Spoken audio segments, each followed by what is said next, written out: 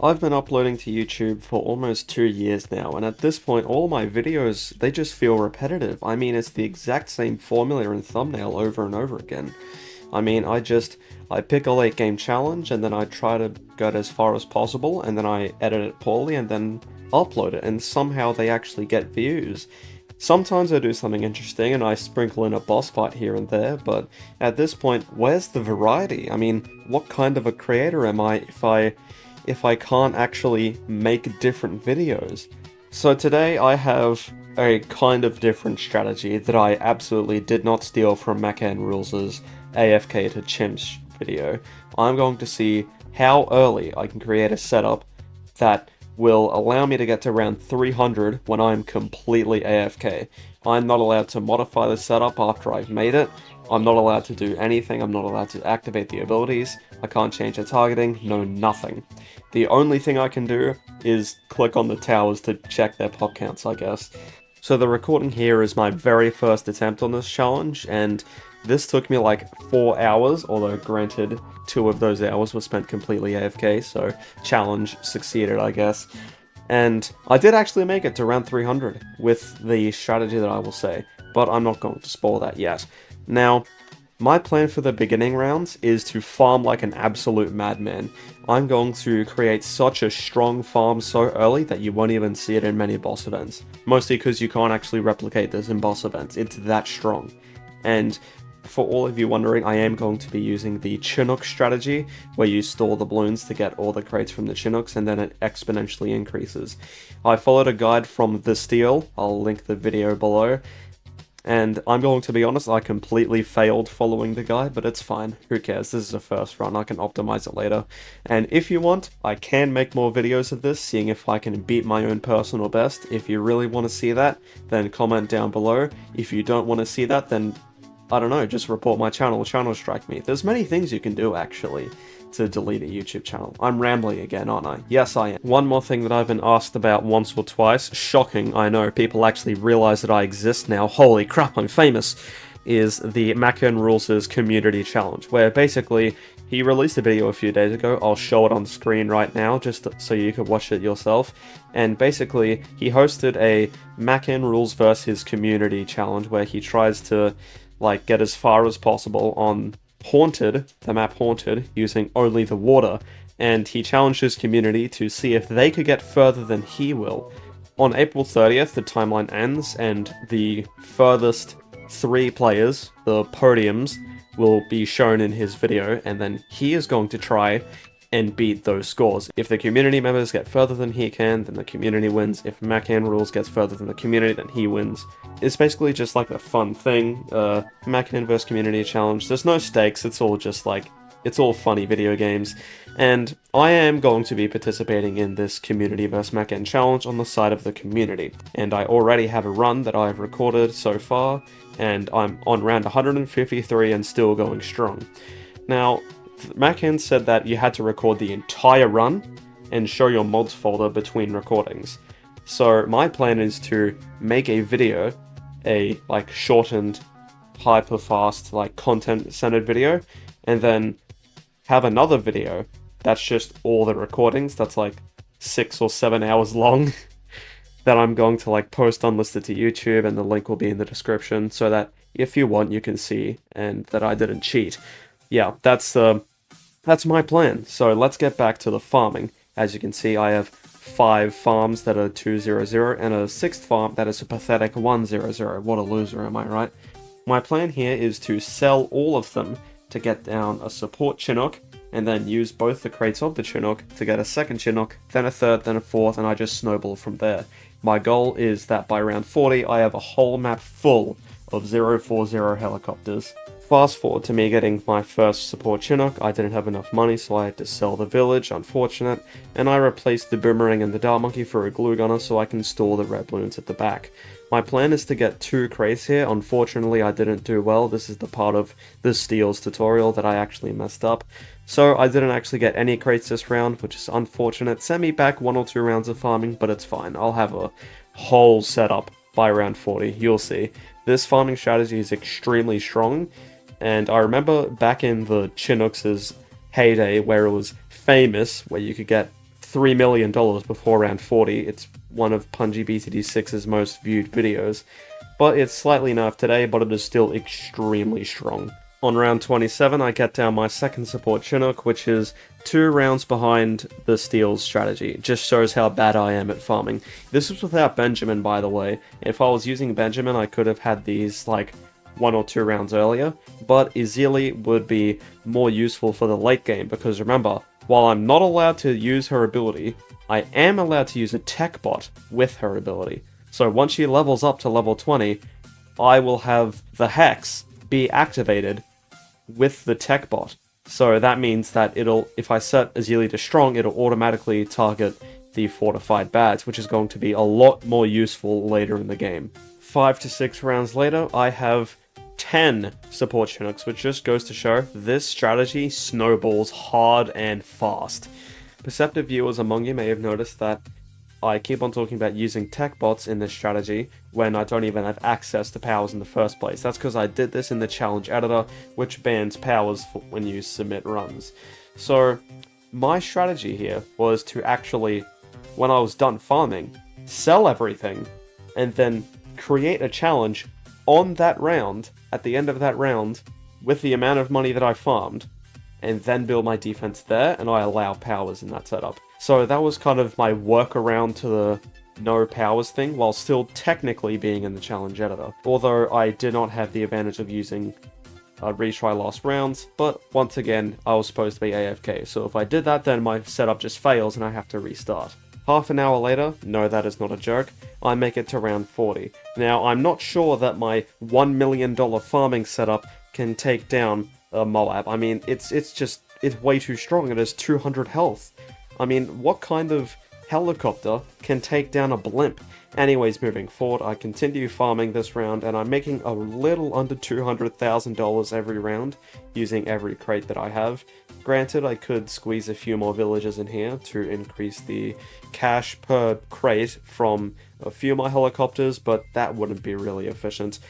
Technically, I could actually sell my defense here and get down a full ninja setup with a support True Sun God and Temple, Izili for her Hex and Totem for damage and attack speed.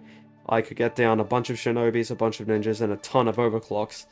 And I could be able to AFK at around 300 from here, although I wasn't confident that I had enough money because support True Sun God is very expensive.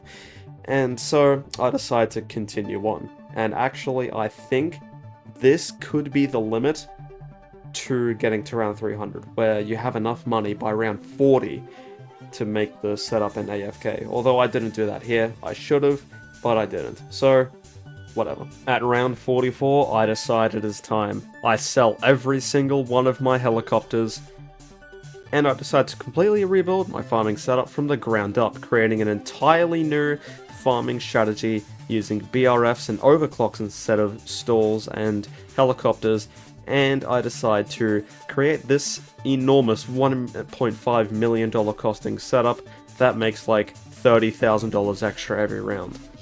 Real smart one, Brazio. Now that I've created the farming strategy of the gods, it is time to farm for the next 18 rounds. Yes, you heard me, 18 rounds. I do not buy my setup until round 62. What the heck? That is so unoptimal. Looking back, it is my first try, but really I should have trusted it in the ninjas more, because they do insane amounts of damage. Even if I don't have enough money or time to ultra boost all of them, I can overclock all of them with shinobis, with permabrew, with the debuffs, with the True Sun God, and the villagers. So really, me choosing not to get the ninjas here was a complete blunder. And actually, I think this is where I can completely defeat my old score of round 62 where I start the AFK. In fact, you could probably get further by just making the defense. If you want a reference to what the defense should look like, just check Chinman's round 500 chimp setup. That should cover you. 1 hour and 16 rounds later, after amassing 3.5 million smackaroonies, I decide that this is a nice place to stop, because at this point I can just afford a ton of low degree paragons, and along with the Zealy and the VTSG, that should last me until round 300. Now, from experience, I know for a fact that all of the degree 1 paragons cannot get to round 300 themselves, although this is before the Spike Factory and Tac Paragon were added, so this may have changed. However, I don't even think I have enough to get all of the degree 1 paragons anyway, although No, I definitely do. I'm not sure what I'm thinking. But my plan is to get a bunch of degree 20 paragons, and then get a My plan is to get a bunch of degree 20 paragons, and then a VTSG, and a Zealy, and then a few other strong towers, and then just AFK until round 300. Not too bad, because I have $5 million to my name. That's like half of what most people make in their entire lives. That's enough to sustain you for like 40 years. This is my challenge that I've created, starting on around 62, with the amount of money that I had when I sold everything in my farming setup. And yes, the powers are allowed. However, noticeably I didn't carry over the over 1,000 lives that I did have from the other setup, and I probably should have, because if I had, then I wouldn't have made the following mistake. Since Zealy's level 7 ability, which is the totem, drains 10 lives every time you use it, when I came back to check on my setup at round 74 to see if I was recording, I had lost 40 lives, and by the time Zealy would have gotten to level 16, where it drops to 1 life, I would probably be at 1 life, and Mana Shield is completely ignored with his ability. So I panicked and threw down a Monkey Wall Street around 74. Which means I didn't AFK from 62. I AFK'd from 74. How wonderful. In retrospect, using Zealy's totem actually wouldn't really have made that much of a difference, because the only things it'll buff is the VTSG, the Support Temple, and my tier 5s. And while the VTSG does do damage, a 17% increase in attack speed isn't really that significant. So this was a huge mistake by me, but if I completely omitted the Monkey Wall Street, then 62 would be my true score. And as you can see, I'm getting down the VTSG now, and I'm getting all of my Paragons degree 20. And now that I have my full setup, except for the Monkey Wall Street, it is time for me to AFK to round 300.